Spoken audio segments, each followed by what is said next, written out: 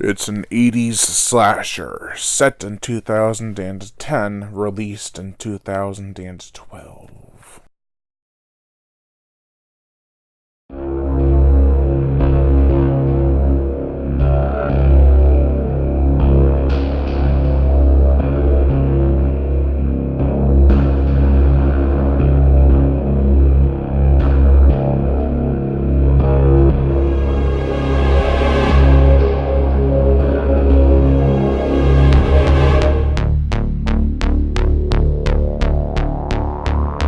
Valley of the Scarecrow. This is the 2012 novel by Gord Rollo. One might think that Valley of the Scarecrow is a generic title, but it does have a purpose in the story. But before we get into it, make sure to like, comment on, as well as share this video. Like my Facebook fan page and support me on Patreon. Even $1 a month will help keep this channel going on strong, and I'd greatly appreciate it. Also hit that notification bell, and as always, subscribe. Alright, let's get into this. The plot. 6 friends head off towards a rural community, Miller's Grove, where there is talk of a hidden treasure. After they arrive, they begin to notice strange oddities, like overly large crows, and an awful stillness, and quietness, too. However, the most chilling thing is the body left on the cross after the town was abandoned. This is Joshua Miller, and after some poor choices, he is awakened to kill again.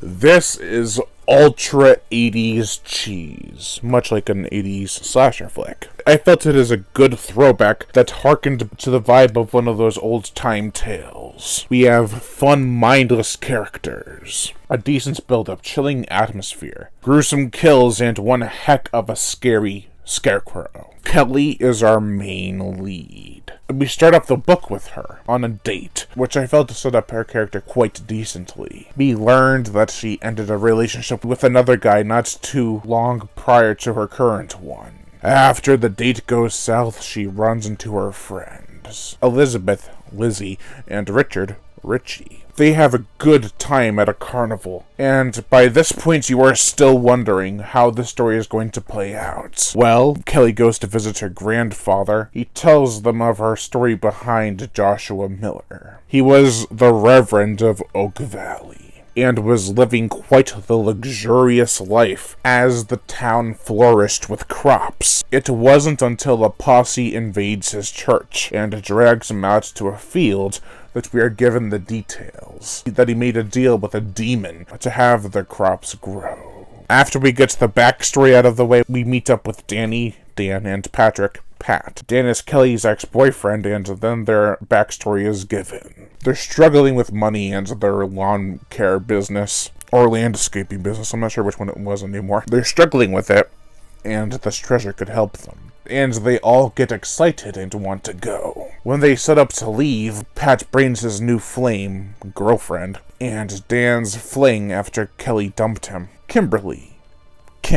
With the obvious drama pending, the group heads out. They meet twin brothers Travis and Tim Schuyler, who work at their uncle's gas station. They get wind of where they're going, and decided to cook up a story, Joshua Miller, to make money like the Blair Witch Project did so successfully. Now, with all the characters set in place, you would think there would be a little bit of adventure before the horror and terror and gore and killing started. I think around page 200 is when we get our first kill. And I would have no problem with that if the characters were relatable and very well developed. Kelly is probably the most developed, but the rest are just walking stereotypes. Of course, the guys with the landscaping business is a little bit of a backstory, but they don't really go into it too much. Pat is kind of like the photographer of the group, but there's not really a whole bunch of backstory. I mean, the characters are entertaining, but there needed to be a little bit more, I think. I get that can work in a movie of the horror kind, but when your book is 350 pages or so, you need those strong characters to keep us interested as an audience and a reader. At least, like I said, they are fun, loving, and interesting, and entertaining, so they are not unbearable. By page 125, I pretty much wanted no one to die. Then by page 200, I was like, hell yeah, that was an awesome first kill. This is popcorn entertainment at its best. But since popcorn is hard and messy to eat while reading, I'll call it beverage entertainment. Have a nice cup of tea or coffee,